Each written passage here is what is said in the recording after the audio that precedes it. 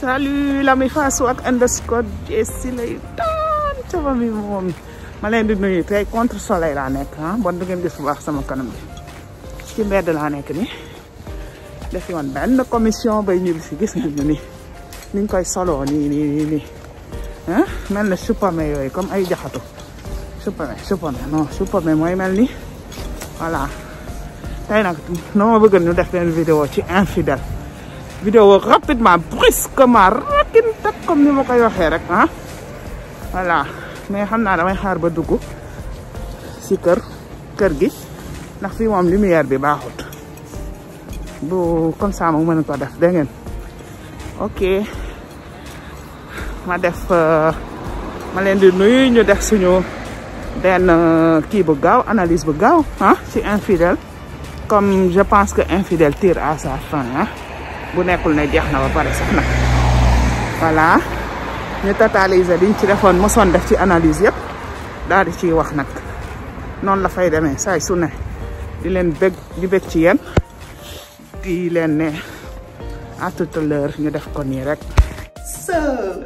ngeen salsalaatu man lay doon waaw man rek dellu si nag commencé si ay nuyoo rek de passage may nuyu ñooñu nga xamante ne rek ñooy ñi nga xam ne ñoo takk rek commentaire si spot underscore Jessi may commencé si Lena Bassen naan ko Lena Bassen come stai di nag ne come stai anche a Lady Black Lady waaw ñoom Jibi Gueye ñoom Papa Ndiaye ñoom depuis Sénégal ma leen di nuyu le Malien boobu noonu di nuyu tamit ki nga xam ne moo ngi ba Sardeña Gueye moomu noonu di nuyu ñëpp mënuma leen lim ndax bu ma leen limee fii ba suba duma fi jóge ndax nag bu leen kii waaye presque léegi incha allah rek ñu laal 10 000 inscrits yi nag si moins de 6 mois rek ma leen di bëgg yéen ñëpp di leen nag fàttali ne tamit tey moom dañuy dugg ci lu bees tàq dama bëgg delluwaat si analyse yi nga xam ne maa ngi ko doon def rek ci suñu série infidèle xam naa ne yéen da ngeen figé wu trop si Virginie mais ma leen di fàttali balaa loolu que ne rek concours bi je concours meilleur commentaire léegi mu jeex incha allah léegi ñu joxe d'ici peu ñu bëgg a organiser nag live boobu en direct sur mon Instagram ma leen koy bindal noonu ci suuf ngeen koy gis muy swag underscore Jessi wala nag bu la neexee def kebe underscore Jessi donc pour ñuy laajte underscore bu dee defoo anglais underscore mooy la barre du 8 mooy trait boobu nga xam ne ci suuf lay nekk mais pas ci diggante ñaari mooy loolu lay wax underscore noonu en anglais donc français yi naan ko la barre du 8 voilà ma leen nag nuyoo noonu tey jii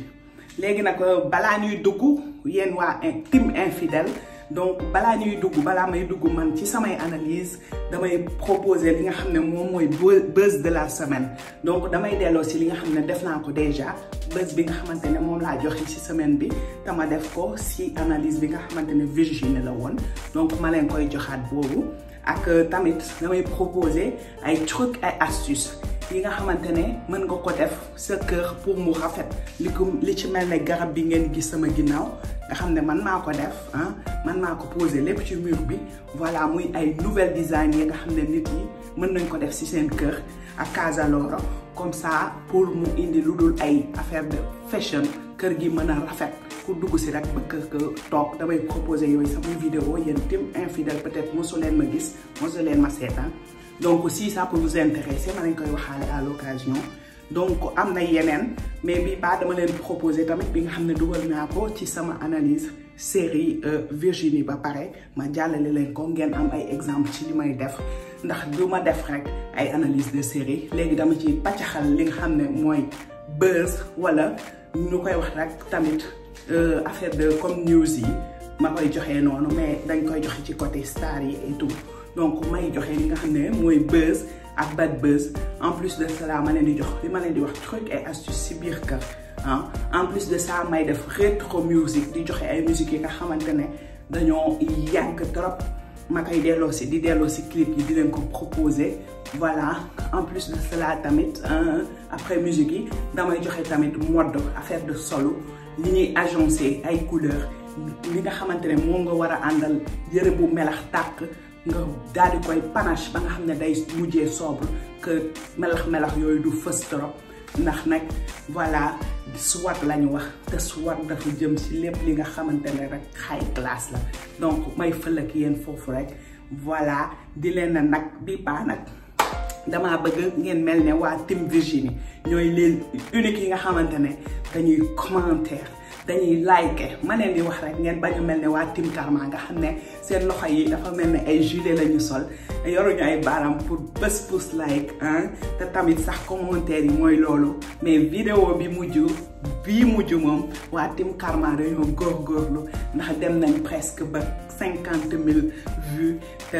am nañ ay like ak ay comment yu bëri vidéo baa ngi ci biir bu leen neexee seetaan ko ma joxoon leen foofu tamit ay trucs et astuces buzz de la semaine ak bad buzz bi nga xam ne moom lañ defoon foog naa ci Adja Diallo voilà mooy loolu donc ma leen ne rek bu ngeen ma xamulee boo nekkee boo soog a dugg ci site benn youtubeur ñetti chose ngay def mooy que ne abonné woo dangaa war a abonné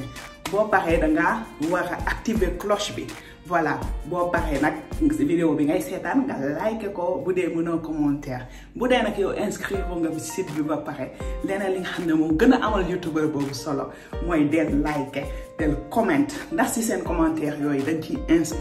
inspiré wu di leen nag mën a génneel yeneen vidéo yi nga xam ne moo gën a toj voilà tey foofu laa fëleeg yéen pour ñu dugg nag ci suñu série balaa loolu buzz bi da ngeen koy gis donc mooy Pape Cheikh Diallo li nga xam ne moom la fi maye woon maanaam traiter les noirs de golo voilà ba mu jaxal ko sax muy wax réalisateur bi na ko tegal benn photo golo ñu dendale ko ak image am pour rek nit yi mën a gis moom naka la nuroo ak golo voilà mu def fi nag buzz sur la toile comme j'ai l'habitude de le dire nit yi kaas ci ñii saaga ko ci ñii xas ko ci ñii wax ko la nga xam ne sax waxuñu ko wax voilà donc loolu moo nekkoon buzzu semaine bee ñu génn ma mayoon leen ko voilà tey man moom laa leen di delloo sinon ça dépend si vidéo bi nu ma koy jëlee ndax comme dama amoon problème de surcharge daa am yu bëri yu ma effacé sinon bu dee nekku ci dinaa leen may nag buzz bi nga xam ne moom la Dip Doundou Guiss def voilà moo gën a récent sax foog naa voilà Dip Doundou Guiss nga xamante ne dafa gagné trophée Sénégal Awards bi mu bañ a dem jëli ko li tax jëliwu ko nag kenn mënu leen ko wax ndax wóoruñu voilà mais peut-être dama ne xëy na trophée kese lañ ko jox te àndul ak xaalis te loolu amalul kenn njëriñ de ce fait moom mu bañ ko dem jëli ji tout simplement voilà léegi leneen li nga xamante ne à part buzz bi mën naa leen ko jox mooy astuce sama astuce nag dama leen di won tey kii bi ngeen di gis noonu machine boobu noonu vapeur lay génne ndox moo ciy dem pour yi nga xamante ne nag bëgguñu ay cuuraay seen kër ndax xet bi da leen di déranger saxaar bi da leen di déranger wala tamit dañoo am ay asthmatique wala ñoom si seen jëmmu bopp ñu nekk ay asthmatique ba mënuñu supporter saxaar boobu di génn ci biir cuuraay donc ma won leen machine boobu nga xam ne da ngay xool sa parfum préféré nga jënd ko essence lay nekk danga koy def ndox bi daal di brancher machine bi toqal tant de nombre de gouttes yi nga xam ne moom lañ la indiqué ci posologie bi donc nga toqal ko ci biir machine bi daal di tëj machine bi daal di koy taal mu defaral nag ay multicolore couleur bu ne mu génneel la ko et non seulement mais day def sa kër mu parfumé te saxaar du la rey ay sëkkat du la dajji voilà léegi nag pour suñu musique peut-être ma dugalal leen nii Alioune Mbaye Nder mais trouvé wu ma woon sax clip bi voilà mais dinaa xool rek balaa ngeen naan ma yow bëgg nga moom Alioune Mbaye Nder dinaa varier donc ma leen di may tey Titi muy woyam mbëggeelam boobu neex boobu rek nga xamante ne nag kenn mënu koo fàtte ndax ba tey jii woy bi foo ko mëntee teg yàlla booy dawal sa oto nag ba teg woy bi rek yokk ko nag def volume def base rek foofa toj voilà woy bi plus muy yàgg plus muy gën a neex mu nekk bi nga xamante ne nag xale bu jigéen bi dafay doxantu ba ci géej gi rek ku góor gi nag daal di décider ñëw wax ko mbëggeelam ndax yàgg na koy xool te buggu ko wax voilà donc tey boobu laa leen di may voilà loolu mooy suñu musique rétro bu loolu weesoo nag jox naa leen buzz jox naa leen trucs et astuces voilà jox naa leen tamit rétro musique donc si mode bi damay dellu si ak yéen ci robe bu paillette bi comme ça ma wax leen ne robe paillette boobu dafa doore bu tàkk la baax na nag Sénégal nag lenn laa leen di wax am na ñi nga xamante ni du ñëpp sénégalais yi dañoo mën sañse loolu kenn waxatu ko fenn du ñu duggee fii man nga xam ne dama am ay collègues tubaab sax su ma lii ma sol nii rek bu ma ko solee am na lu ma koy agencé su ma demee bureau liggéey yi mais dañuy ŋàng toute la journée si man la ñuy wax mais yow noo soloo nii mais yow fan nga jëm tey waaye yow lu tax ngay sañsee nii waaye yow dangaa mën a sañse yow moom macha allah chapala laa leen di wax rek te xam ne rek loolu si deretu sénégalais la nekk ndax solu rek daa am fu ñu ko teg ci suñu biir daal la nekk voilà mais am na ci ña nga xamante ne dañoo tàmm di sol ay paillettes muy fëyi ñu sol ko nag ci naaju Sénégal nga xam ne 40 degrés à l'ombre donc loolu moom ëpp na kenn du ko sol bëccëg paillettes kenn du ko sol bëccëg si naaj bu tàng boobu noonu voilà loolu c'est fait pour des soirées de gala ay soirées yi nga xamante ne big soirée la ay high class ñoo fay nekk donc nga mën a sol li nga xam ne c'est attirant en plus dafa sensuel et dafa rek rafet nga mën ko sol nag ci soirée yooyu léegi nag paillette bi bu dee dafa ëpp dafa am nu ñu koy kase léegi pour nga kase ko dafa génn temps yi wala yàgg na tuuti sax daal yi nga xam ne moom ay plastique la Sénégal dañ ko doon wax tic-tic mais ba tey bokkul ndax dafa am tic-tic yi nga xam ne comme plastique góor la gel yi doon ko sol tamit ñu demoon sax ba defar si yi nga xam ne dafa am talon boobu ak bii ba léegi xaw naa ute ndax transparence bi dafay mel ne bu lunette donc mën nga ko sol ak paillette bi am na ci pochette am na ci sac ah lépp am na ceinture transparent et tout comme donc bu dee da nga sol doore boobu mën nga ko kase ak transparent boobu donc man moom laa leen proposé te moom ngeen gis ma sol noonu même bu dee dama sori ci vidéo bi moom laa leen indil tey jii comme si suñu idée sañse comme ni ma koy waxee wala rek ci suñu swag underscore outfit voilà léegi nag pour dugg si infidèle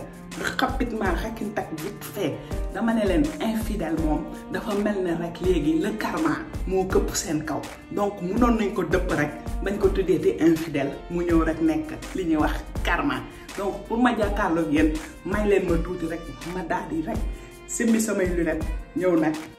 peut-être bët ngeen xam ne Jessie Swag underscore mooy wax ak yéen nii donc man rek la donc dama ne infidèle dafa mel ne léegi karma bi dafa këpp seen kaw donc mënoon nañ ko dëpp ëlbati ko rek tuddee leen le karma comme film karma bu ma doon di voilà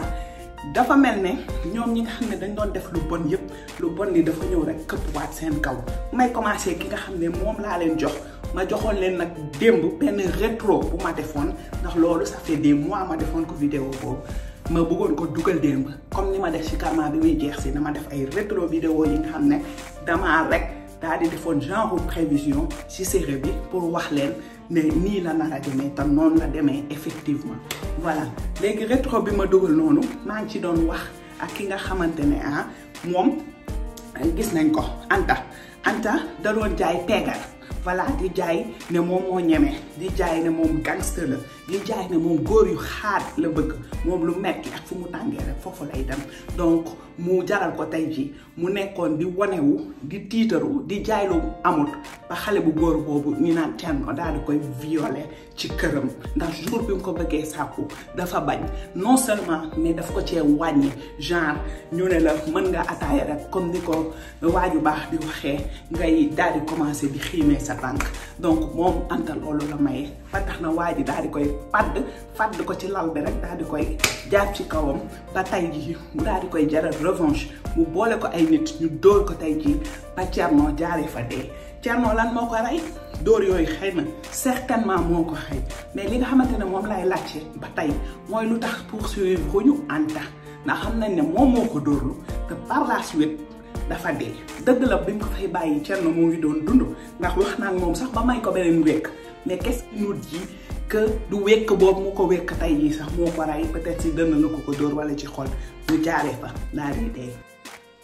léegi Anta ñii ne li mu mérité rek la am ñii ne non waruloon demee nii mais ñu bëri dañoo gis ne rek Anta li mu def moom loolu la mérité baal leen ma maa ngi wax ak yéen presque ba ci fin bi te taaluma sama lumière c'était étrange que aw ma woon lumière voilà donc Anta je peux dire que ne moom li mu mérité rek moom la def voilà moom liñ ko def loolu la mérité ndax moom moo doon incarné la nga xam ne nekkul ci moom dafa am jigéen ñu mel noonu nga xamante ne dañoo bëgg rek di jaay ne ñoom ay bad girl la lañu voilà te nag duñ ci lenn ndax balaa nga koy xam rek lii dal Anta tey dal leen nga gis leen ay jooyi kese lañ koy fajee seen soxla voilà donc Anta moom moo indi lii nga xam ne tey moo ko dal muy viol bi ndax moom moo doon provoqué xale bu góor bi ndax bi mu amee xale bu góor bi nga xam ne moo ko bëgg yem bëgg ko di sàcc xaalisu nijaayam sax di ko may da ko doon maltraité di ko yónni jàppee ko comme booyam donc moom li mu bëggoon mooy li naan xaat voilà mooy ku metti góor bu metti la bëggoon ndax rek moom dafay incarné ne moom wéyu la te ku metti rek la bëgg donc ñu ne loolu mu def tey ak lii ko dal tey ci affaire bi moom moo ko mérité ndax moo ko provoqué boppam voilà bu loolu weesee ñu dem ci ñi naan fay ak jëkkëram ñi naan yàgg na trahir jëkkër ji mais li may laajte mooy jëkkër ji nan ngay xamee ne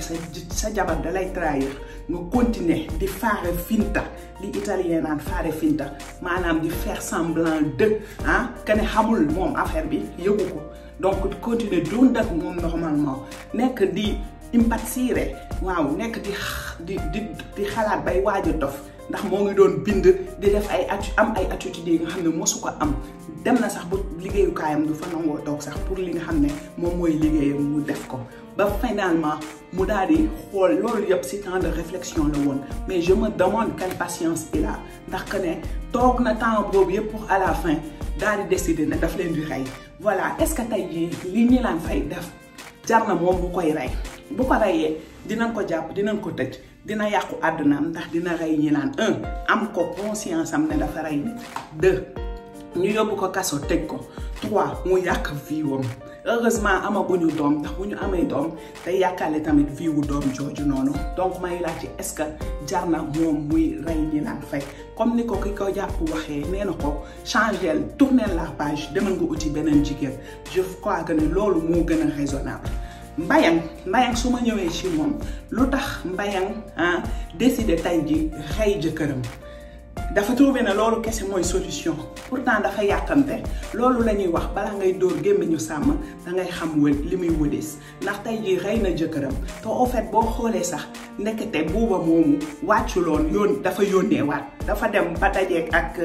almaami la tudd je crois daal di koy jox carte bi ne ko retirel ma 1 million ci gab bi ba tax na kooku la ñu jàpp mais jàppuñu sax buuba ndax buñ jàppee ci buuba dina yàbbi lu mu lok maanaam dina ko dénoncer moom Mbayang tey yi yàqante na trouvé ne rey ko donc mooy solution mais moom kese ak jëkkër ji noo nekk ci kër gi est-ce que xalaat na ne tey moom amul benn alibi bu tax tey muy rëcc voilà loolu laay laajte Anta tamit bu ma dellu see si moom xaru bu mu xoru est-ce que jar na ko voilà li dëgg la am na lu ko rëcc lu ko metti mais peut-être li ñuy wax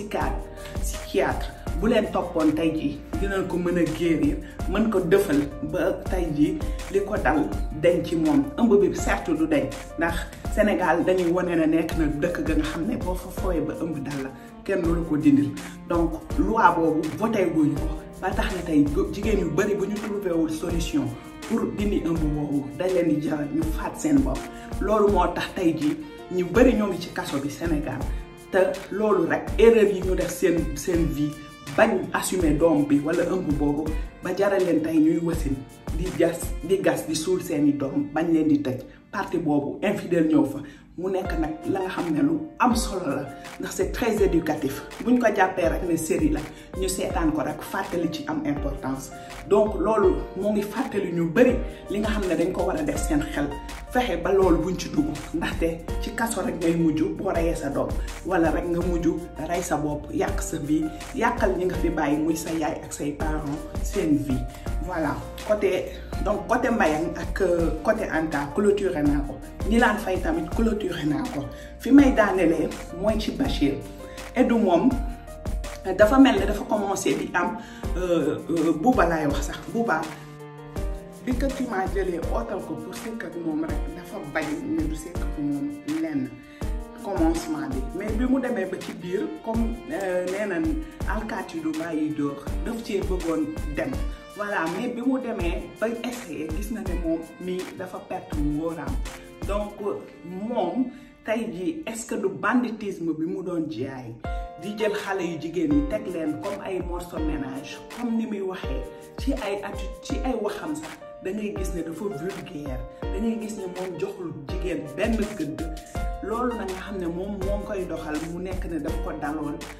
ko dal léegi parce que dafa am déception bi nga xam ne da ko jëlee woon ci ex gelam donc tey jii est-ce que du moom it karma moo ko dal ba tax na li mu doon def jigéen ñi ñëpp bàyyam jaar fa liggéey ko rek mu soppaliku këpp ci yëpp ci kawam moom boobaa ba tey jii ngóor dem na Jibril tamit topp jigéen topp jabaru jàmbur xam ne jabaru jàmbur la conscient ba pare rek ne doo bàyyi ndax lan mer bu mu meree woon yaayam ndax ay wax yu mu dégg loolu tamit liñ ci mën a jàng mooy que ne xale lépp looy wax ci moom rek mu nekk mu toog kanam nekk xale rek loolu lépp li nga xam ne yaa ngi koy wax rek mu ay nettali ci ay génitooreem mooy maanaam say parents ngay wax ci ñoom lu bon rek bàyyi sa xel ci xale boobu ndax mën na ko traumatiser li ñu wax traumatiser mooy que ne Jibril wax jooju mu déggoon ne yaayam dafa dem toppi góor abandonné ko préféré góor googu moo indi rancune ci biir Jibril ba tey jii tax mu jël jigéen ñi du moins mu jël ñi daan fay ndax moom lañ ko wane rek jël ko rek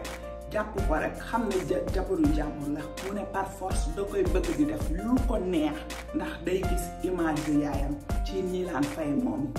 it mu mel ne rek karma moo këpp ci kawam comme ni karma këppoo rek ci kaw tey ji jëkkëru ñi daan fay boobu nga xamante ne moom tamit dafa tëddee woon bonam waaw bonam boobu moom mooy yaayu Jibril mii ndaxte yaayam dafa yoroon jànk bi ci kër gi pour mu liggéeyal ko moom mu nekk foofu étudiant di dof lu ba sàkku xale bi loolu nag nekk la nga xamante ne seen famille ku ko ci def rek da leen di topp day law ba tey jii mu nekk mu dal ko moom ba pare non seulement mais dalaat ji bi dellu si waat si moom mu mel ne balu tenks la nga tël ko rek mu dellu si waat danaan ping ne pong voilà comme niñ koy waxee noonu rek donc anglais yi naan ko what goes around turns around voilà lépp li nga xam ne danga koy def rek lu bon dafay dellu si waat lépp loo def rek mu dem dina dellu si waat donc boo koy def fexeel ba def ko mu rafet te rafetal ko ndax tey ji loolu mu defoon noonu ba tëxee bonam boobu moom moo ko dal ndax doomam jooju dellu na àdduna wër ba mu dellu si waat ñoo tëddee jabaram moo ngi noonu donc loolu mooy lépp li nga def ci bon nag dina dellu si waat ci sa kaw ndax yàlla boobu tëddul gëmmul nelawul voilà tey Jibril loolu moo ko dal léegi nag point final bi mooy que ne ñi gën a important mooy ki nga xam ne mooy l'ombril de la série muy Adelaide moom tey jii ñàkk am Pastef ñàkk yeewu wala amour trop bi nga xam ne moom laa am tey jii si Sofia moo ko jàpp tey jii ba dugal ko ba tey jii ñu naan deena wala deewul nag loolu dinañ ci xam dara ndax fooguma ne infidèle war naa mën a jeexee noonu ndax kat dafay yomb lool ba nuroog nag ndoxum naan voilà ndax Adelaide c'est l'actrice principale ñun ñëpp xam nañ ko bu fi deewee mooy que ne seconde saison mënu fee am waaye nag ba tey comme Evenprod la ñuy waxal rek nañ ci tey ndax ñooñu ñooy the best comme ni nga koy waxee ndax ku seetaan Idole rek xam ne lii ki koy bind dafa xam léegin da ko mënta dakaa jàng ndax kat day bind la nga xamante ne fi nga ko foogeewul moom foofu lay génnee rek ñu naan leen nag chapeau waaw Sofia moom moo ngi noonu Bachir moom tamit karmaaw ko dal bëgg a tëddee mag bëgg a tëddee rak bokk leen ci benn kër di ji fii jaafaa ci biir néegi bu génnee fii dugg fële loolu nan la ko nit mën a xelalee loolu nag war na nag nekk leçon tey Sénégal àdduna Amérique États-Unis képp ka nga xam ne yaa ngi sa rakk bu jigéen sa biir kër rek loolu mooy que ne góor dañ naan jigéen soppaltu bu lu wóolu mais foog naa ne wax jooju gënoon naa jekk na ci góor ba ko Kocc Barma di wax xëy na da di góor rek moo tax mu yéene ko jigéen yi voilà donc moom tey Bachir moo ngi nekk ak rakku Adelaide di jabaram muy tëddee Adelaide di tëddee rakam voilà fu gën a neex mu dem fa bu toogee ci rakk ji di ko fen na yaa gën a neex kale bien sûr mënul wax jabaram dara ci lu jëm ci lool ndax daka koy nëbb mais bu toogee xëy na moo ngi xalaat leneen ndax da ko naan moi je n'aime que toi affaire yooyu noonu donc moo ngi gaaral ki nga xam ne mooy Sofia nag moom ak boppam moo ko dal ndax li ko dal yëpp moom moo ko teg boppam ndax conscience am rek comme ni ma ko waxee ci yeneen yi nga xamante ne moom laa doon naan Margot pour dire Sofia dafa waroon xam boppam te xam ne góor lu yomb rek la bëgg voilà boo ko joxee mu jël du la ne jamais déet comme ni nga koy waxee rek du delloo avance voilà donc Sofia moom dafa nekk ka nga xam ne rek wu réewaange moo ko jàpp wala ñàkk a xam moo ko jàpp ba tax tey jii fi ñu mujj nii Bachir allié moom mu jéem a woo ambulance jéem a sauver jabaram moo ngi jéem a dem di xoj Sofia léegi nag pour conclure li ma ragal mooy moom dina mujjee rey Sofia mais Adelaide moom gëw ma ne dina dee par A ou par B je pense que garab bi dafa nekk def benn effet ndax tuuti la ci jot a ñaan mais xëy na sax du dee dina feebar dinañ ko hospitaliser dina nekk foofu am ay problème mais dina yeewuwaat keneen ki nga xam ne nag waroon naa ko tuddaguma ko mooy ki nga xam ne mooy Kate avocate bi moom est-ce que li mu def copinam bi jar na ko jaru ko lenn boo koy xool sax iñaan la lay nuru ndax moom vierge yàq na virginité ba mu nekkee xale fexe na ba ñu ëmbal ko moom doom ja mu ëmboon da ko rey wala rey ko secret yooyu mu tax mu bañ mu génn ba tax na tey jii mu jaral ko rek mu jël xaritam boobu jàppalu ko drogue def ba ñu drogue ko yóbbu ko dem tëddee ko yàq ndawam te moom mu ngi doon waajal marié mu yàqal ko donc non seulement ndaw mais ak tamit mariage am donc tey jii pour totaliser pour conclure ndax dafa mel ne ci fin la ñu toll muy infidèle lii laa leen indi woon di leen laaj nag seen xalaat nan ngeen ko gisee analyse bi defal leen ma lépp ci commentaire yi bu leen fàtte like bu dee yaa ngi may soog a gis nag abonnel activer la cloche de notification nga bës tout ci kaw pour ne plus jamais rater mes vidéos merci maa ngi leen di jox nag dig daje ci beneen vidéo analyse beneen série ou Virginie wala prochaine série yi amaat inch'Allah je vous dis bye bye.